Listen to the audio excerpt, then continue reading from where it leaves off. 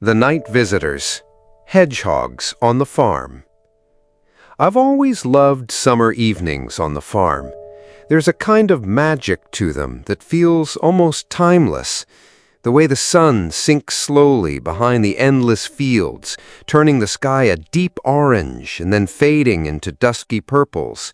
The smell of hay and warm earth lingering in the air, and the soft hum of crickets blending with the occasional distant call of a barn owl. At this time of day, everything slows down. The cows amble lazily to their favorite spots in the pasture, their soft lowing mixing with the whisper of the wind through the tall grass. The chickens shuffle in the coop, ruffling their feathers and letting out sleepy clucks.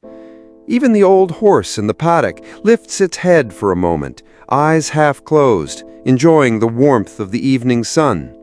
The farm feels alive, yet perfectly calm, as if it exists in its own quiet world that belongs neither to today nor yesterday, but to some eternal summer. And yet, the farm has secrets, small, curious wonders that appear when you least expect them, hiding in the shadows until you happen to notice. That summer, I discovered one of those little secrets, and it changed the way I looked at the nights on my farm forever. It all began one evening, just after the sun had dipped behind the western fields. I was in the barn, pouring a bit of fresh milk into a shallow dish for the barn cats. The cats were always the first to notice any activity. They gathered around me like clockwork, tails curling, eyes bright and alert in the dim lantern light. I had just set the dish down when I heard it, a faint rustling near the barn door. It wasn't the cats, they were all around me. I froze, my hand hovering over the milk, listening. The sound came again, a soft scratching followed by a tiny squeaky snort.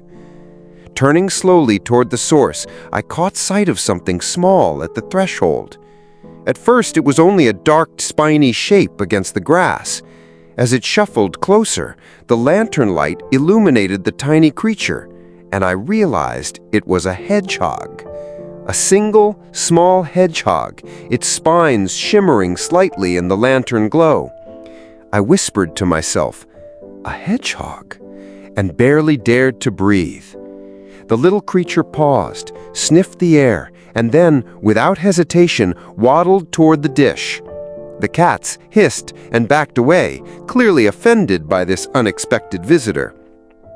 The hedgehog dipped its tiny snout into the milk and began lapping noisily, punctuating each sip with tiny snorts. I knelt down, smiling despite myself. "Well," I murmured, "you're not one of my cats, but I suppose you're welcome." When it had finished, it gave a small, satisfied huff and trundled back into the darkness, disappearing into the tall grass as if it had never been there at all. I stood for a long moment, listening to the crickets and the whisper of the wind, wondering if I'd just imagined the whole thing. The next evening, I set out the milk again, partly for the cats, partly out of curiosity. Just as the sky shifted from golden to deep blue, I heard the familiar rustle. This time, there were two hedgehogs. One was the same little hedgehog from the night before. I recognized a tiny nick on its left ear. The other was smaller, perhaps a younger sibling. They moved with careful, deliberate steps, tiny claws tapping softly against the barn floor. I crouched in the shadows, fascinated as they lapped the milk, their little bodies swaying in rhythm. Every so often, one of them would sneeze, a soft, squeaky sound that nearly made me laugh out loud. Over the next week, more hedgehogs arrived. Some nights there were 3, sometimes 4, and on one unforgettable night I counted 5, a full little family bustling about the barn as if they were the rightful owners. The ritual became my favorite part of the day. Each dusk, I would prepare the dish of milk and wait, often feeling more anticipation than when expecting human visitors. One evening, my neighbor Tom came by to borrow a spade. He found me crouched near the barn door, grinning down at the tiny visitors. "What on earth are you doing?" he asked, raising an eyebrow. "Feeding the cats," I replied quickly. He leaned over and laughed when he saw the tiny hedgehogs clustered around the dish. "Unless your cats have grown spikes, I think you've got some unusual customers." I laughed. "Yeah, I guess I do." That summer, watching those little creatures became my nightly joy. I started noticing their personalities. One was always the boldest, waddling right up to me as if trying to say hello. Another was shy, retreating quickly at the slightest noise. Sometimes they would bump into each other, making little squeaky protests, before settling down again to drink. I started leaving small treats, like bits of soft-boiled egg or a crumb of bread, and they grew braver, sometimes even letting me sit near them, just watching. The farm itself seemed to come alive in new ways because of them.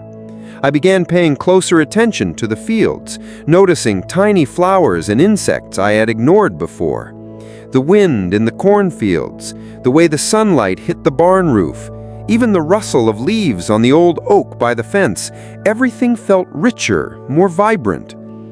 And then came the storm. One evening, dark clouds rolled in suddenly, turning the sky a deep, bruised purple. Wind whipped through the fields, rattling the barn windows. Rain came down in sheets, accompanied by distant rolling thunder. I hurried to close the barn, checking the animals, and then paused by the window. Would the hedgehogs still come in weather like this? Could they even find shelter in the pouring rain? Then I heard a faint squeak carried by the wind. I grabbed my coat and lantern and ran outside. Rain drenched me instantly, cold and sharp. I stumbled through the mud toward the barn gate, calling softly. There, half submerged in a puddle, shivering violently, was one of the tiny hedgehogs. My heart leapt. I scooped it up gently, holding it close. It was soaked, fragile, and cold as ice. "It's okay," I whispered. "You're safe now." I ran back to the house, wrapped it in a soft cloth, and set it near the stove. I stayed with it, listening to the storm, my heart pounding with worry. Slowly, the trembling eased. Eventually, it opened one small eye and looked at me, letting out the tiniest snort. Relief washed over me. "There you are," I said softly. That night, I fed it warm milk and bits of mashed egg. By morning, it had gained strength, waddling clumsily across the kitchen floor. Later, I released it near the barn. It paused for a moment, sniffed the air, and then disappeared into the grass as if it had never been there at all. That evening, every hedgehog returned, including my tiny survivor. They clustered around the milk dish, snuffling and eating as if to make up for lost time. Leaning against the barn door, I smiled, feeling a deep connection to these little visitors. Over the following weeks, I observed them more closely. I began to notice tiny adventures, the way they played, tumbled over each other, explored the corners of the barn. One hedgehog would chase a moth, only to bump gently into a sibling. Sometimes they'd curl up together in a tiny heap, sleeping peacefully. Their antics became a nightly story I looked forward to, reminding me of the simple joys in life. I also started involving the farm children from the neighboring houses, teaching them to watch quietly, to respect the hedgehog's space. Their wide eyes and excited whispers reminded me how extraordinary even the smallest creatures could feel to someone seeing them for the first time. I recorded little sketches, writing down their movements, their little quirks. Every day I felt more connected to the farm, to the animals, to nature itself. The hedgehogs had transformed ordinary evenings into magical moments, teaching patience, observation, and care. The summer stretched into autumn. The leaves changed from bright green to gold and crimson, and the air carried a crispness that hinted at the coming winter. Yet the hedgehogs continued to arrive each night. I continued to leave milk and treats, always observing from a distance, sometimes laughing quietly as they explored, sometimes just marveling at their quiet determination. On particularly quiet nights, I could hear their tiny claws tapping against the barn floor, and it was like music, simple, soothing, perfect. That summer and autumn, I learned the value of noticing the small wonders, the beauty of tiny lives that coexist alongside our own. Each hedgehog became a story, a lesson, a small companion who reminded me to slow down and observe, to cherish even the fleeting moments. By the time the first frost arrived, I had grown to love the evenings more than ever. The hedgehogs had changed my nights on the farm, teaching me that the world was full of quiet miracles, if only you paused to see them. Every night they returned, every night I watched them, every night my heart felt lighter, full of gratitude for the unexpected visitors who taught me how to see magic in the simplest things. Thanks for watching. Don't miss the next story.